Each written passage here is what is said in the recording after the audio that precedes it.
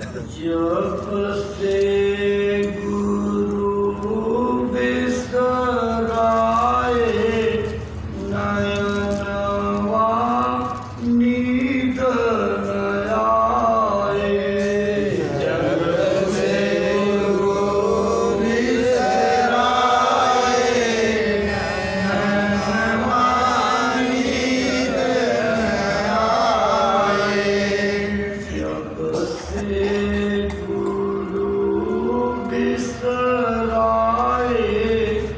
नयनवा नींद न आए।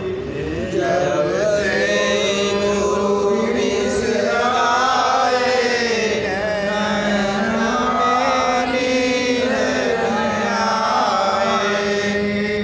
केतिक बरिस से तलफत बीते, केतिक बरिस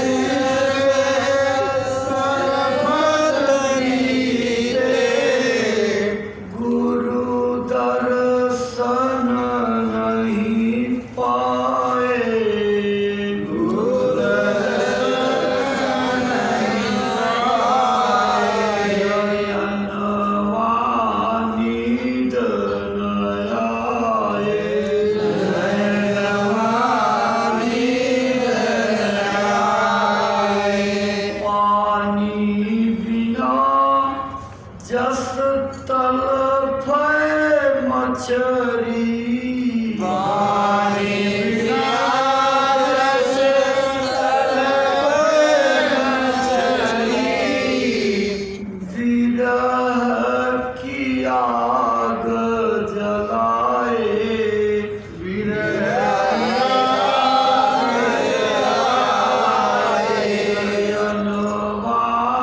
नींद न आए। नयनवा नींद न आए। विरह की आग जलाए नयनवा नींद न आए। विरह की आग जलाए नयनवा नींद न आए। भूख न प्यास नींद नहीं आवे। भूख न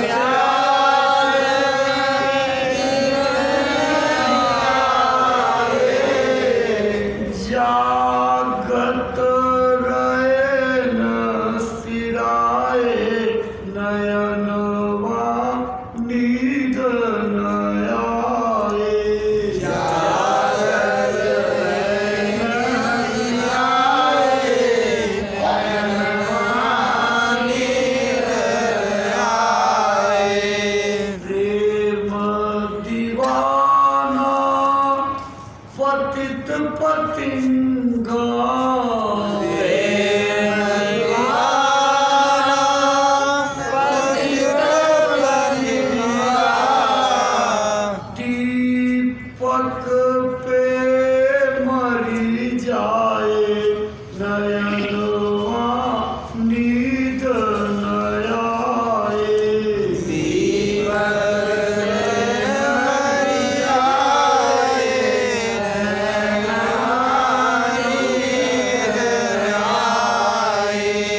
स्वाति बूंद आस पपीहा की। स्वाति बूंद आस पपीहा की। लगन में अघिन चबाए नयनवा नींद न आए। लगन में चबाए नयनवा नींद न आए। नाद हिरन सी गति मेरी दाता। नाद हिरन सी गति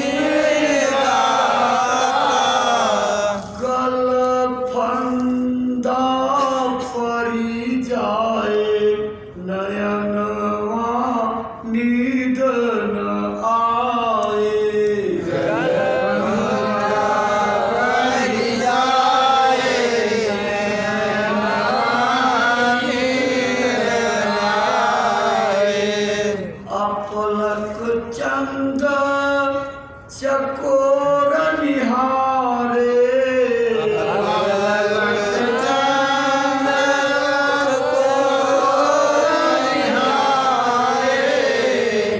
नेक न नजर हटाए नयनवा नींद न आए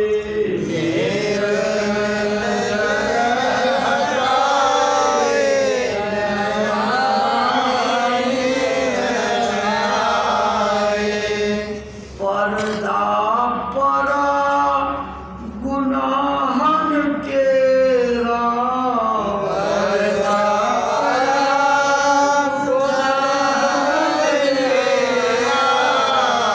रूप नजर नहीं आए नयनवा नींद न आए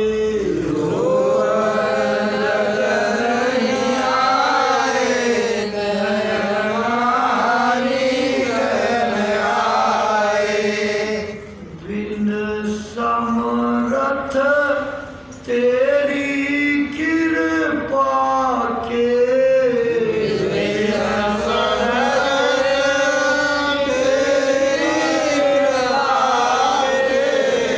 पीड़ा कौन मिटाए नयनवा नींद न आए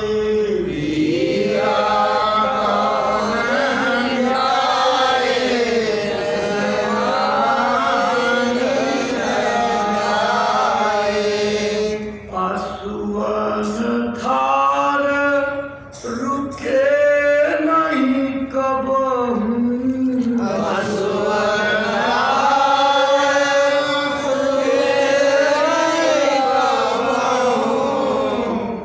राति दिवस बरसाए नयनवा नींद न आए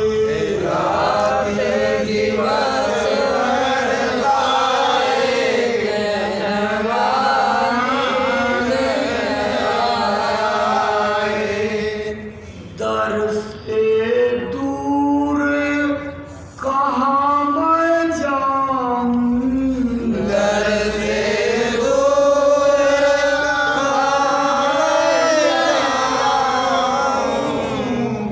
चरण शरण लिपटाए नयनवा नींद न आए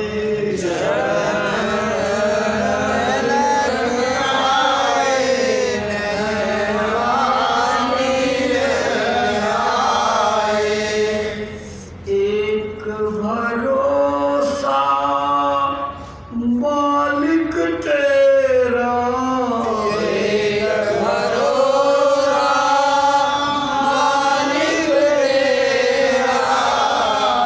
कैसे करम धुलाए नयनवा नींद न आए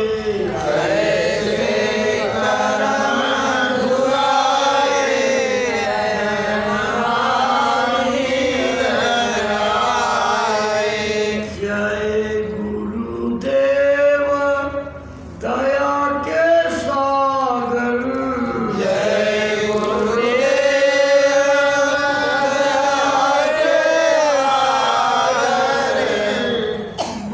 बाबू अरज सुनाए नयनवा नींद न आए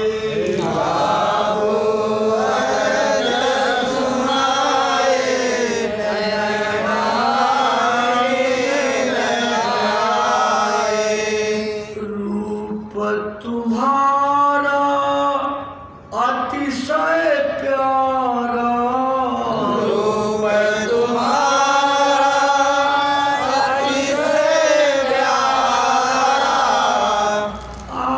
आँखों में बस जाए नयनवा नींद न आए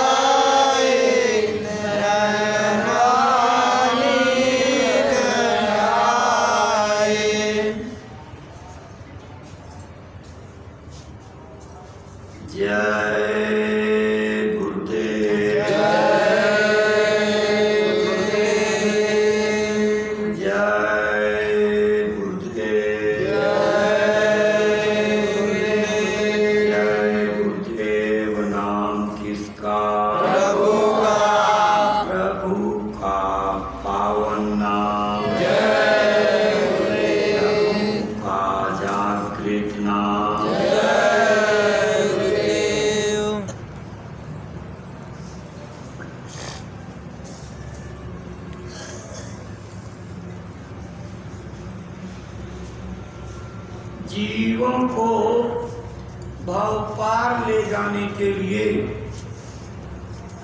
धरती पर अवतरित महासंपन्न युग महापुरुष परम पूज्य स्वामी जी महाराज के पावन चरण कमलों में अनंतो अनंत प्रणाम। गुरु महाराज की दया कृपा के आधार हमारी संगत रूपी बाढ़ के रखवाले पूज्य महाराज जी को कोटि नमन। संस्था के सुचिंतक मार्गदर्शक वरिष्ठ सम्माननीय पदाधिकारी सदस्य सादर नमन। आप सभी परमार्थी साथियों, माताओं, बहनों, धर्म प्राण सज्जनों, इस आवाज के साथ ऑनलाइन जुड़े आप सभी सत्संग प्रेमी महानुभाव, सबको सादर हार्दिक जय।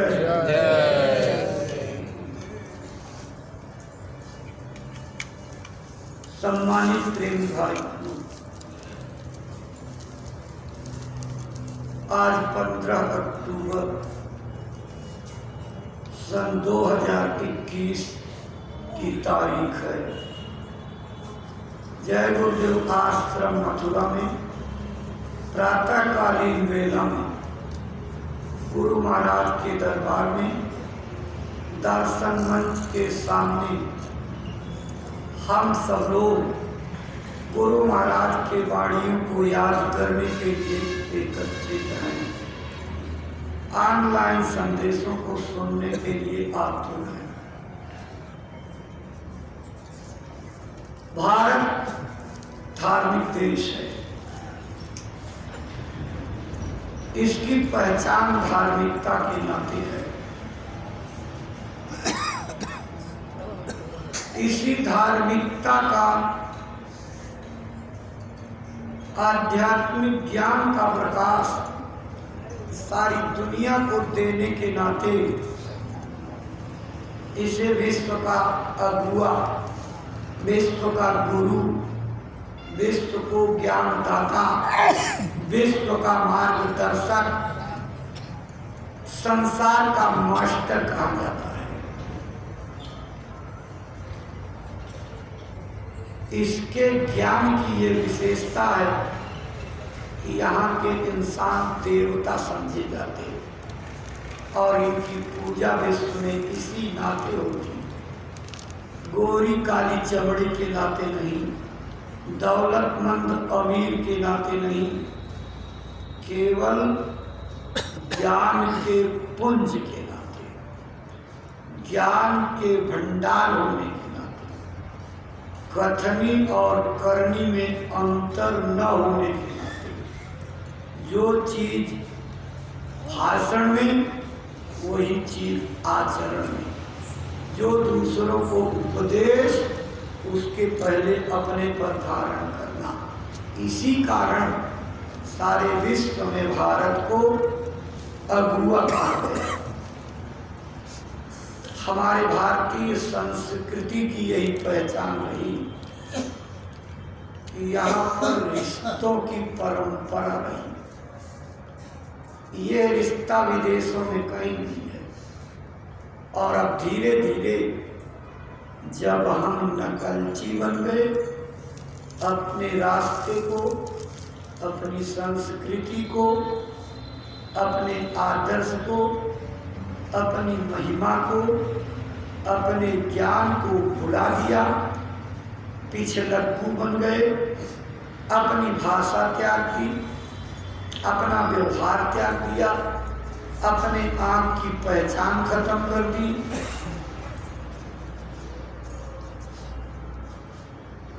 आप सब लोग प्राची के होते हुए प्रतीची बन गए। मतलब समझ में कम आ रहा होगा। प्राची पूरब को कहते हैं, प्रतीची पश्चिम को कहते हैं। भारत की सभ्यता को पूरब की सभ्यता कही जाती है, क्योंकि सारे नकलची देश जो इस ज्ञान को प्राप्त करके और 30 मार्खा बन गए, वो पश्चिम में रहते और भारत उनसे पूरब पड़ता, इसलिए इसे पूरब की संस्कृति कहते हैं। हम पाश्चात्य सभ्यता की नकल कर लीजिए। नकल तो नुकसानदेह होती है, नकल की अकल कभी सफल नहीं होती है। नकल वाले मार खाते हैं, नकल वाले डूब जाते हैं, अपना परमार्थ तो चौपट ही करते, पीछे लगी जमात का भी परमार्थ खत्म कर डालते। भारत देश के लोगों को अपनी जड़ें मजबूत करना चाहिए, अपने अस्तित्व का खतरा नहीं पैदा करना चाहिए।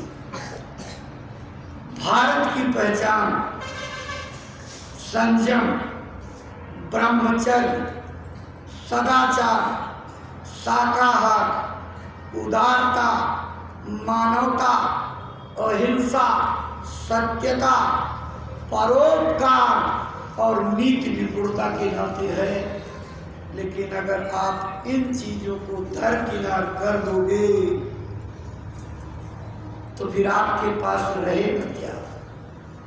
जमीन पर खड़े होने का आधार खत्म कर दोगे तो निराधार हो जाओगे। निराधार व्यक्ति कहाँ टिकेगा? टिक नहीं सकता। टिकने के लिए एक आलम, एक सहारा चाहिए, और वो सहारा है अपनी पूर्वजों की विरासत, भारत की आदिम संस्कृति, भारतीय संस्कृति के उदात्त गुण, जिनके आदर्श पर चल करके सारी दुनिया आदर्शवादी बनती थी। आज वही देश दूसरे की भाषा नकल करके, दूसरे की बोली नकल करके, दूसरे के पहनावे की नकल करके, दूसरे की मनोरंजन की बातें नकल करके अपने असली विज्ञान को लोप करते हैं। तो दुख तो उठाना पड़ेगा, तकलीफ तो आएगी, आराम नहीं मिलेगा। आराम कब मिलेगा? जब अपने ज्ञान को ऊपर धारण करोगे, जब अपने आदर्श पर कायम रहोगे, अपने महापुरुषों की बातों को मानोगे। आज सारा देश राम की जय जयकार करेगा और रावण का पुतला फूकेगा। कभी भारत के लोगों ने इस पर विचार किया कि त्रेता युग में और ऋषि पुलस्त्य का नाती विश्वस्त्रवा का पूत ब्राह्मण खानदान में पैदा हुआ, चारों वेदों का प्रकांड पंडित, भाष्य करने वाला, इतना बड़ा ऐश्वर्यशाली कि सारी नगरी उसकी सोने की दीवारें, छज्जे, कंगूरे सब सोने चांदी के। जमीन पर मिट्टी नाम की चीज नहीं, सब धरातल सोने चांदी की मड़ियों से जड़ी हुई। फर्श पर मिट्टी के कण नहीं। परिवार इतना लंबा, 1 लाख पूत, 1.25 लाख नाती, लेकिन है प्रेमी भाई बहनों, हसरत उसकी क्या हुई? तार रावण घर दिया नवाती, रहा नुकुल को रोवन हारा। उसके मरने के बाद कोई आंसू गिराने वाला नहीं था। सारा खानदान राम के क्रोध की अग्नि में होम हो गया, हवन हो गया। राम ने रावण को जीता। राम ने रावण को कब जीता?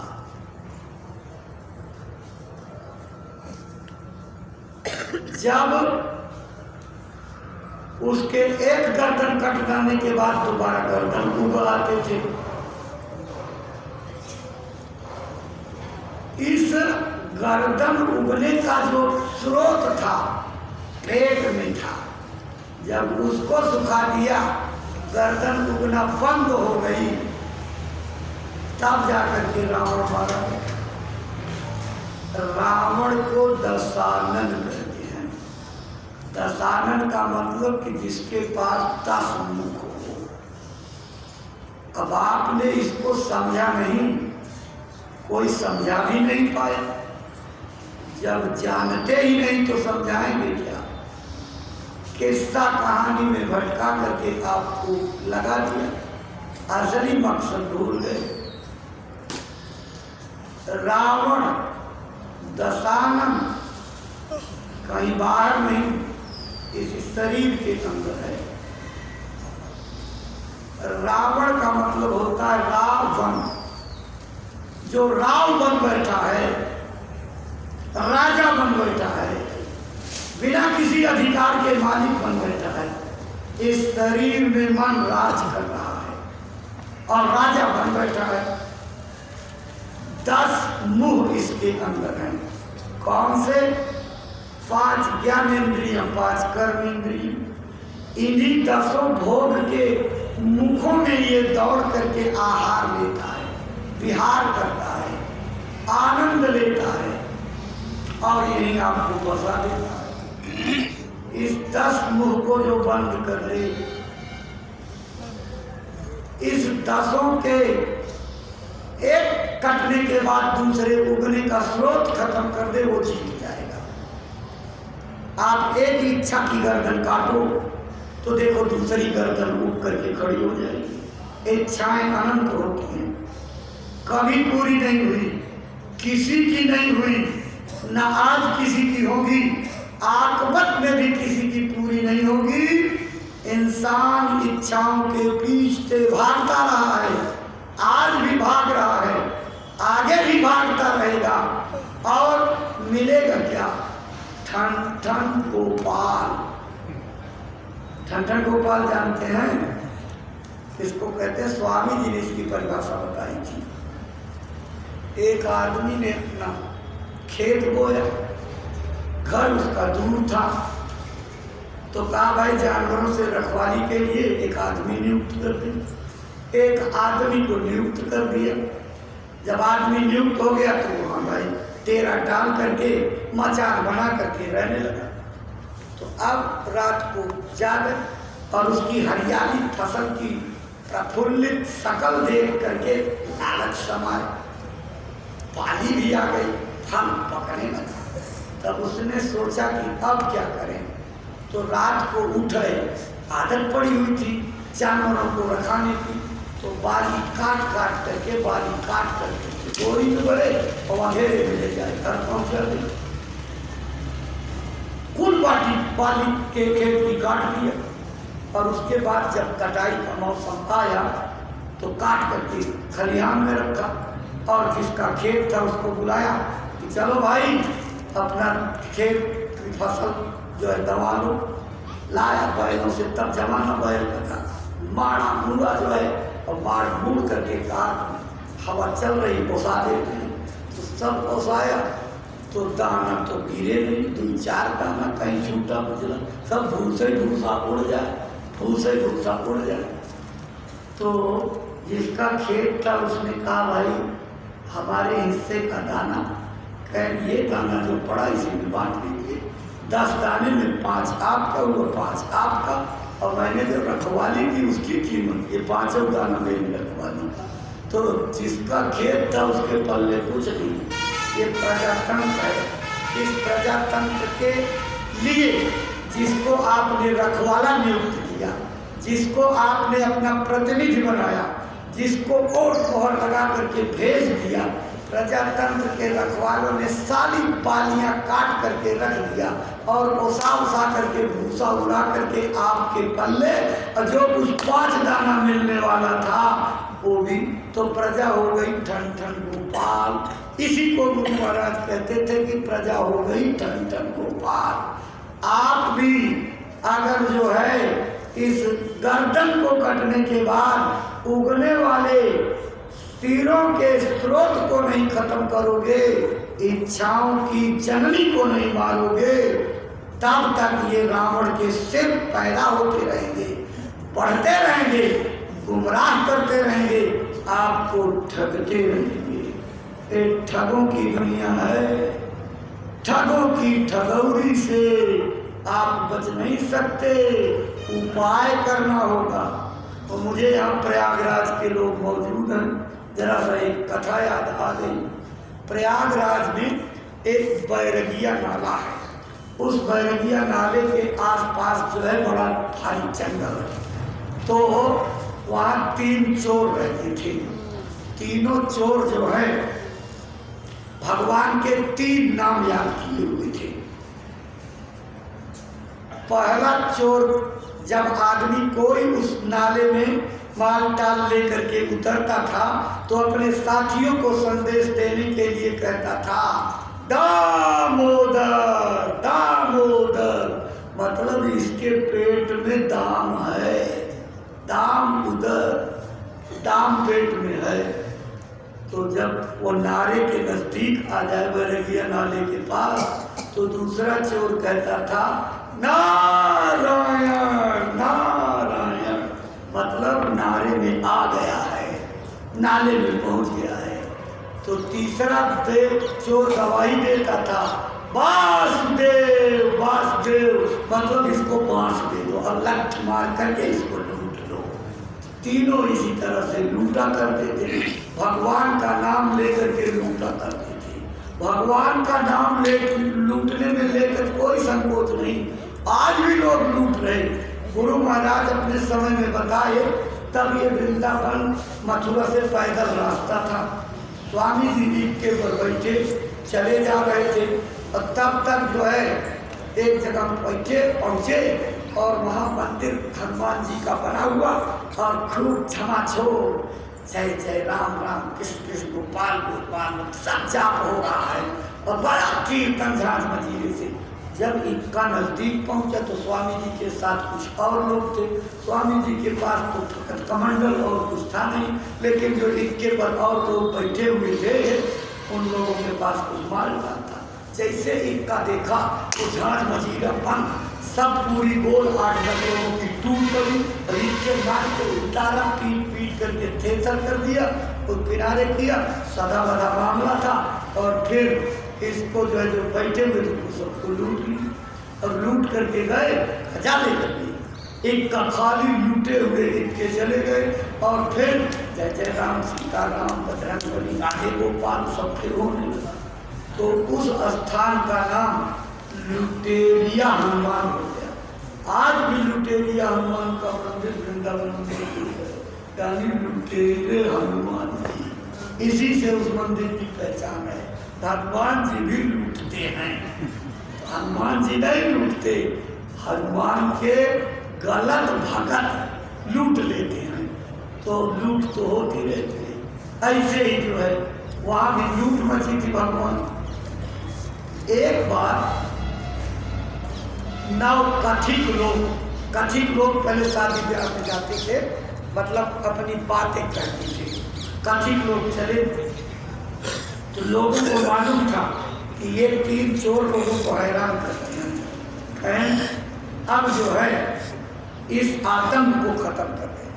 तो 9 कथिक कमर कस करके चले गए और जैसे ही तीनों लोग जो है दामोदर नारायण वासुदेव किए तो पहले से तय था कि जैसे तबला बजे वैसे जुट जाना।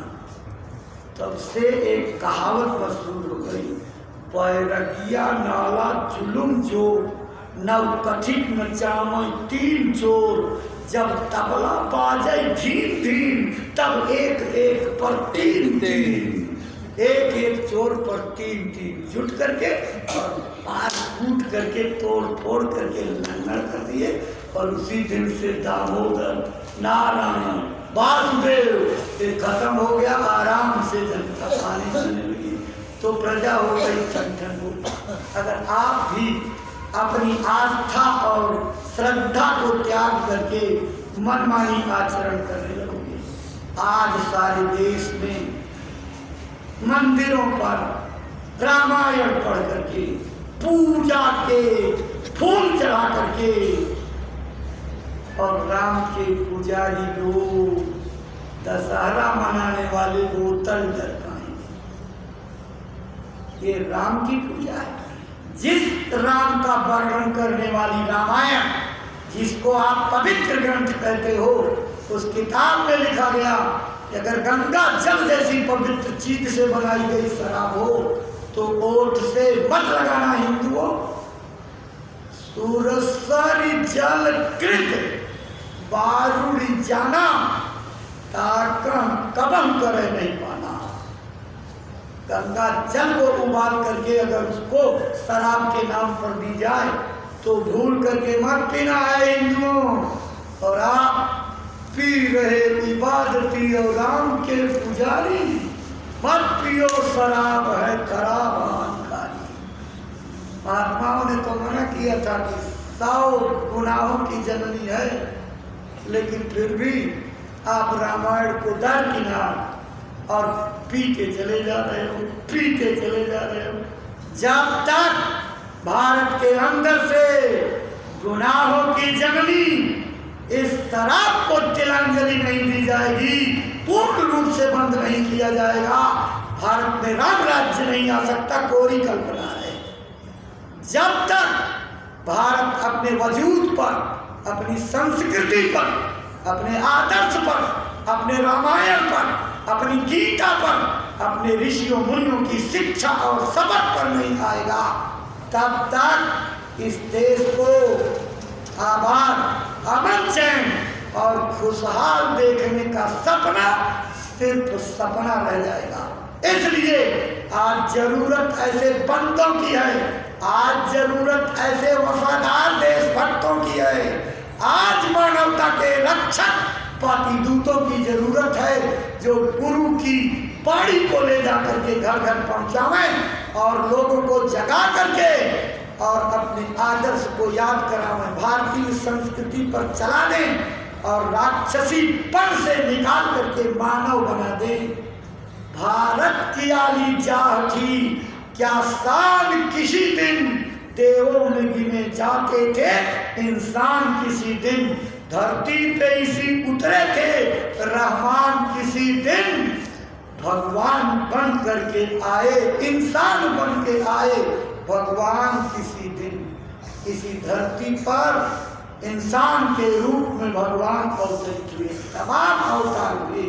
और जब भी देश में विनाश का खतरा मौजूद हुआ, दुष्टों के अत्याचार बढ़ गए, किताबों में तो खूब आप पढ़ते हो, जब जब हो धर्म कई हानि, भाड़ई असुर अधम अभिमानी, तब तब धारी प्रभु विविध शरीरा, हरई सदा सज्जन भव पीरा। दूसरी तरफ क्या पढ़ते हो, यदा यदा हि धर्मस्य ग्लानिर्भवति भारत, अभ्युत्थानम् अधर्मस्य तदात्मानं सृजाम्यहम्, धर्म संस्थापनार्थाय संभवामि युगे, परित्राणाय साधूनां विनाशाय च दुष्कृतां। सज्जनों की रक्षा, धर्म की स्थापना, दुष्टों के विनाश के लिए मैं हर युग में अवतार लेता हूँ। किन राक्षसों के बढ़ने पर अवतार होता है? लंबे लंबे दांत होंगे, 4-4 किलोमीटर के दांत बाहर पांचा जैसे निकले होंगे, 4 जोजन की आंखें लाल लाल सुर्ख भयंकर होंगी, उनको राक्षस कहते हैं, उनको नहीं कहते। रामायण में परिभाषा लिखी हुई, बाढ़े खल बहुचोर जुआरा, जे लंपट पर धन पर दारा, माँ नहीं मात पिता नहीं देवा, साधु संग करवा मई सेवा, निश्चर सम जम।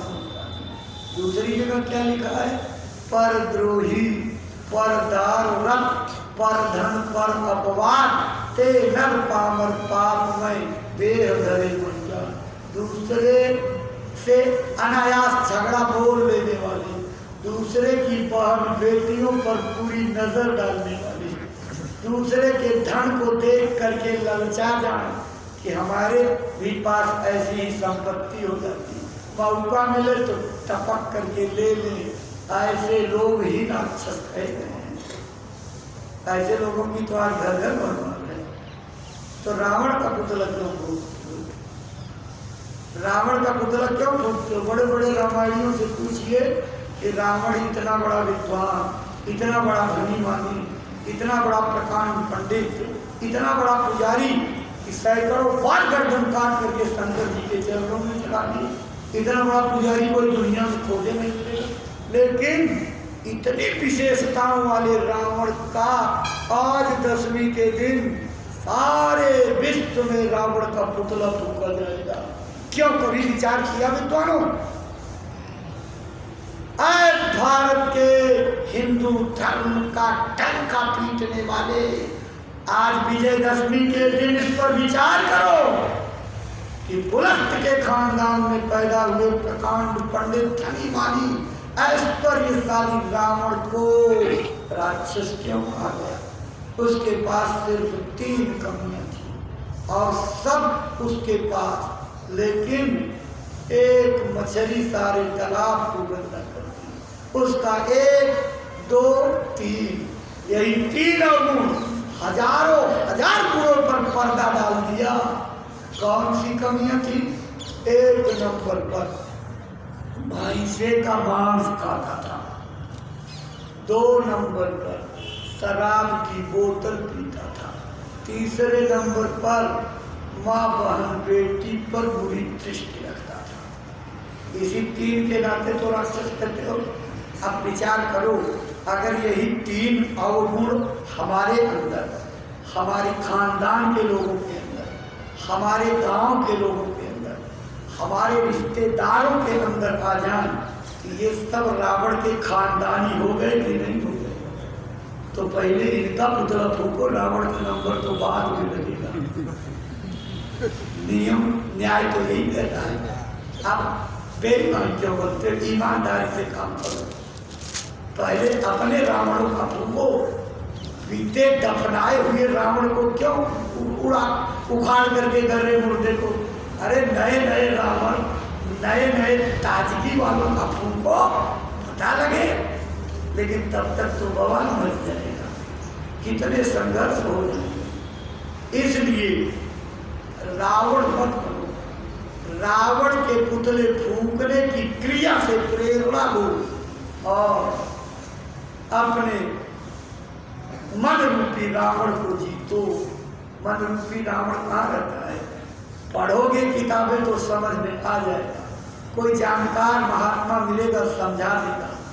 संत मत की किताबों में लिखा गया कि मन ब्रह्मांड में रहता, ब्रह्म स्थान पर इसका भंडार है, दूसरे मुकाम पर। और दूसरे मुकाम का बाजा क्या है, धुनी क्या है, स्थान की महिमा क्या है? देखो रावण के दरबार में यही बात लिखी गई है कि नहीं? जब राम ने दूर से विभीषण जो रावण से बगावत करके चला गया, उससे पूछा कि देख विभीषण दक्षिण आशा घन घमंड दामिनी विलासा। हे विभीषण, देखो दक्षिण दिशा की ओर कैसी काली घटा छाई हुई है और किस तरह के बादल घुमड़ रहे हैं, बिजली चमक रही है, मालूम पड़ता कि बरसात मूसलाधार होने वाली है। तो कहत विभीषण सुनह कृपाला, तड़ित न होई न बारिद माला। ये बिजली नहीं चमक रही है, ये बादल नहीं है। तो राम ने पूछा फिर क्या है? कहा कि लंका शिखर ऊपर आगारा, तह दस कंधर देख अखाड़ा। लंका की चोटी पर एक महल बना हुआ है, वहां बैठ करके रावण दंगल देख रहा है, दंगल देख रहा है। छत्र मेघ डंबर सिरधारी, सोई जन जलद घटाई भाई। उसने बेगाम्बरी छत्र धारण कर रखा है, उस मुकुट की इतनी कालिमा है कि उसी की कालिमा आपको काले काले बादल के रूप में दिखाई पड़ रही। और बगल में मंदोदरी बैठी है, मंदोदरी श्रवण ताटंका, सोई प्रभु जन कामिनी दमनका।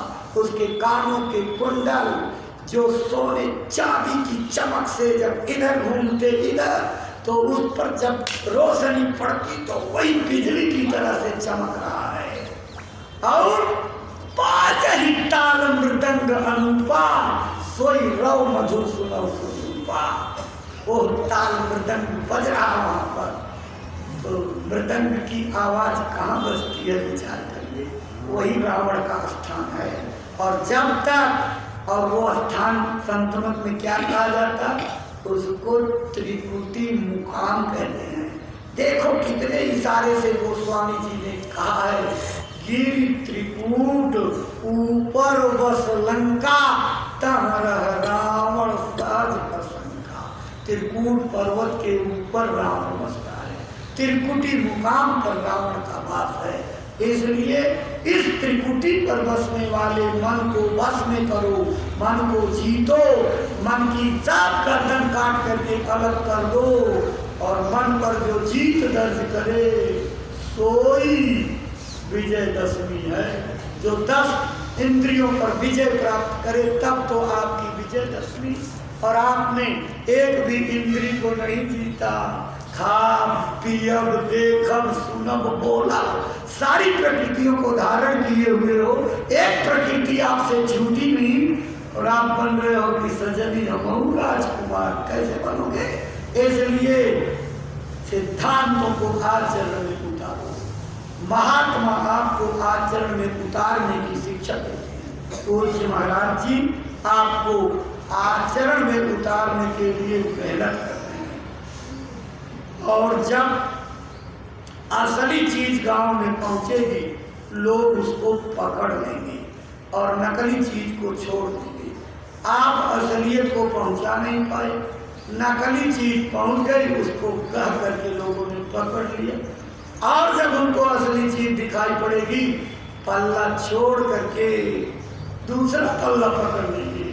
ये मन डगमग है, कभी इधर जाता कभी उधर जाता, और डगमग आपको छोड़ना पड़ेगा। डगमगी लोगों को कोई कोई निशानी मिल जाती है। एक हमारे वक्ता बाराबंकी के हैं, वो बहुत बढ़िया सुनाते हैं। अब मैं तो उसकी सुनी सुनाई बात, लेकिन जब वो सुनाते हैं तो बहुत बढ़िया सुनाते हैं। जब राम और रावण की लड़ाई हो रही थी, तो राम और रावण की लड़ाई में कई मौके आए जब कुछ बंदर भालू का मन डगमगा गया। कब कब डगमगाया? एक तो तब डगमगाया जब लक्ष्मण को शक्ति लग गई और राम भोकार छोड़ करके चिल्ला चिल्ला करके रोने लगे, हाय मेरे भैया, तुमको गंवा करके, भाई को गंवा करके अयोध्या कौन सा मुंह लेकर के जाऊंगा, लोगों को क्या जवाब दूंगा, जंगल में तुमको छोड़ करके भाग करके चले, क्या जवाब? जब रोने लगे तो हे भगवान है, संसारी आदमी की तरह ऐसे बुलबुला करके रो रहे हैं, इनके धीरज से ये भगवान है, चलो चले वही बोल में, तो चले गए उस बोल में। तब तक वही रावण ने खेल खेला। लक्ष्मण जब चाक देख गए, अरे शायद भगवान होंगे, चलो इधर आ गए। फिर तब तक देवता लोग वहां देख रहे थे, वो भी भाग लिए। रामायण में लिखा हुआ है कि जब एक एक बंदर भालू के सामने एक एक रावण दिखाई पड़ने लगे, तो क्या लिखा है ध्यान से उसको पढ़िए। डरे सकल सुर चले पराई, देवता आसमान में डर गए जो अपने अपने विमानों से लड़ाई देख रहे थे। डरे सकल सुर चले पराई, जय की आस सजा हुआ भाई। अब तो जीतने की आशा ही त्याग दो, सब जग जीते एक 10 कंधर, अब बहु है तकौगी कंदर, चलो गुफा खोदो नहीं तो मार डालेगा। जब सब बंदर के पीछे तो हमारे सबके पीछे एक एक पड़ जाएगा, तो चला जल्दी से गुफा को तलाश हो। डर करके सब चले गए। तो दुमरेजी बंदर, दोगले बंदर, अल्पविश्वासी बंदर, गुरु और मालिक को न मानने वाले ऐसे उड़नछू लोग निकल करके रावण की गोद में पहुंच गए कि चलो मोटे पेड़ को पकड़ो, इनको छोड़ो। चले गए, लेकिन अंत में सत्य की विजय होती है। जब सत्य की विजय हुई, रावण धराशायी हो गया। लोगों ने कहा यार गोल तो अपनी वही थी, लेकिन अब क्या करें। तो चले फिर गोल की तरफ आए भाग करके। तो लोगों ने तो पहचान रखी थी कि ये फलाने भाग गए थे, फलाने भाग गए थे।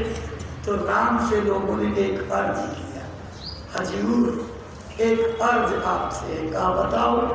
कहें मालिक कितने लोगों ने आपके दरबार को छोड़ करके दूसरे दरबार की गुलामी कर ली, दूसरे दरबार में चले गए, और अब जब आपकी विजय हो गई तो फिर भाग करके चले आए। तो इनके ऊपर कोई निशान दे दीजिए ताकि आगे का जमाना याद करे कि ये दो गले बंदर थे। तो असली बंदर तो लंगूर रह गए और दो गले बंदरों के पीछे लाल निशान बन गया। वो लाल निशान दो गले बंदर की पहचान बन गई कि ये अविश्वासी थे, ये भगोड़े थे, ये गुरु दरबार को नजरअंदाज करके चले गए थे। तो दो ही नावों पर पैर रखने वाले डूबते हैं। इसलिए आपकी सेवा का लगभग समय हो रहा है। आज दशहरा के दिन गुरु दरबार में हो, संकल्प करो कि हम बुराइयों से अपनों को मुक्त करेंगे। जब दरबार में आएंगे अपनी एक बुराई दादा गुरुजी महाराज के मंदिर में चढ़ा करके जाएंगे। जिस बुराई को चढ़ा देंगे उसको लौट करके छुएंगे नहीं, फिर से धारण नहीं करेंगे। हर बार एक बुराई चढ़ाएंगे, एक मनोकामना की पूर्ति करके जाएंगे। आप देखिए कम होते होते 100% गलतियां आपकी खत्म। आप पवित्र निर्मल भगत पक्के भाव वाले बन जाओगे। आपकी सारी हेकड़ी खत्म हो जाएगी, चाल चलन ठीक हो जाएगी, बोली बाणी सुधर जाएगी, रहन सहन नेक हो जाएगा, व्यवहार अच्छा हो जाएगा, समाज आपको अच्छा कहेगा। आपके अच्छा बनते ही गुरु महाराज पैमाने के रूप में नापे जाएंगे। सारी दुनिया उनको अच्छा कहेगी कि जिनके चेले इतने अच्छे हैं उनका गुरु कितना अच्छा होगा। लेकिन अगर आपने एक अवगुण उतार करके समाज में कोई गलत काम कर दिया तो बदनामी गुरु की होगी। जय गुरुदेव का चेला है, इसने कर दिया। तो दुनिया स्वार्थी है, स्वार्थ रूपी दुनिया, समझ रहे हैं? स्वार्थ में उसे धर्म नहीं दिखाई पड़ता है। साधारण सी बात आपको बताऊं, एक बार वही तुरंत ही टाट पहनाया गया था। सुल्तानपुर में हम लोग चले जा रहे थे। हमारे इस समय के जौनपुर के अध्यक्ष ऋषिदेव श्रीवास्तव जी मोटरसाइकिल चला रहे थे, हम बैठे थे। एक जगह चलते चलते बहुत दूर हो गई, बाजार आई तो उन्होंने कहा कुछ खा पी लिया जाए। ठीक है, प्यास भूख लगी, पी लिया जाए। तो गए हमको मोटरसाइकिल के पास। जब वहाँ जो है गए और उन्होंने पूछा, हलवाई का नौकर काउंटर पर बैठा था, उससे पूछा कि ये जलेबी डालते में तेल में? तो उसने कहा भैया डालते में। ये जैसे मुड़े डालते की जलेबी कहाँ खाएंगे, जैसे लौटे जो है तैसे हलवाई उधर से सुन रहा था। अब ये अभी उसकी चौखट से नीचे उतर रहे हैं, तब तक आग से उसको जो है तमाचा दिया और कहा जब जान रहे थे कि ये गुरुदेव है तो काहे बता दिया जो है ये डाल दे। मतलब पैसा कमाने के लिए आदमी अपने धर्म और सिद्धांत को खत्म कर देगा, वसूल नहीं रह जाते हैं। यही दशा है आज।